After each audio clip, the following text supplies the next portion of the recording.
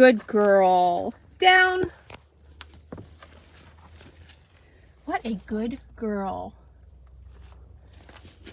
Hey everybody, Julie here, and I've got Ms. Lily, sweet Lily, who's such a compact size that she can ride with me in the passenger seat. But guess what? The same rules apply to the car if she's here or if she's back there. We only require one thing, and that's that they stay in a down. It's the safest position for the dogs to be in while a person is driving a car. I don't want her to be all over the place. I don't want her to be jumping in my lap. I don't want her to be paws up on the windows, barking or scratching. I don't want her to be wandering, pacing, whining, barking. I don't want her to accidentally switch the gear. So the best thing for her is just to put her in a down. She learned that command over the past 2 weeks. We've proofed it all over the place. And so why not apply it to the car? It's genius, really.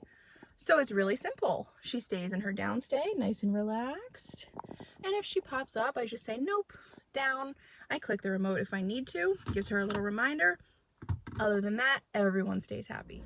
Okay, now some triggers for the dogs that we see typically that come in for popping up out of the downstay is sometimes when the car starts and starts driving. Sometimes we don't even make it out of the driveway until we're stopping to continue our session.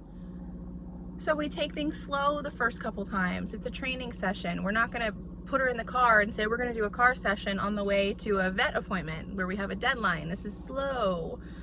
Some other triggers are stopping at stop signs, red lights, getting near the house on the way home, or getting to the destination.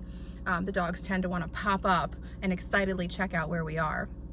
Now the problem with that is, it seems innocent, but the problem with that is if you start letting that stuff slide, it waters down the command because I told her to down, right?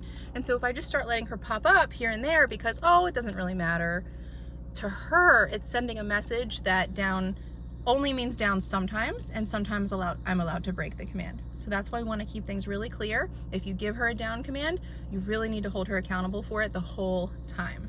All right, guys, we just stopped. I have to get gas in my car. So this is a really good opportunity for Ms. Lily to stay in the downstay while I go pump gas. And again, it's like, well, what's the big deal if she gets up? Well, it's because I told her to down. And if I tell her to down, it's my job as her leader and as her handler to hold her accountable for that. Because if I tell her down and then get up and walk away and it's like, oh, she popped up, who cares, let her look out the window. Again, to her, that's sending a message of, oh, well, the commands only apply sometimes.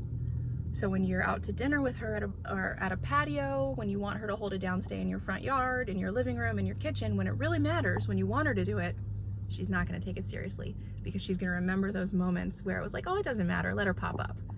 It's the message that we're sending to our dog. All right, let's see what she's doing.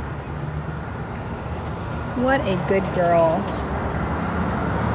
And again, just can't stress this enough. It's the message that we're sending to our dogs. When we ask them to do something, we need to hold them accountable for carrying through and following through on that.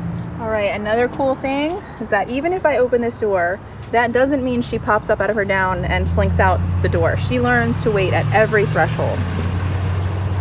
So again, it's just not even an option to her until I invite her out, release her out, recall her out. And again, this is for safety in addition to the mindset, but we don't want her just rushing out of a car door in the middle of a busy gas station parking lot. That's why we take these thresholds so seriously. Good girl, honey. Yes, very nice. Break. Good girl.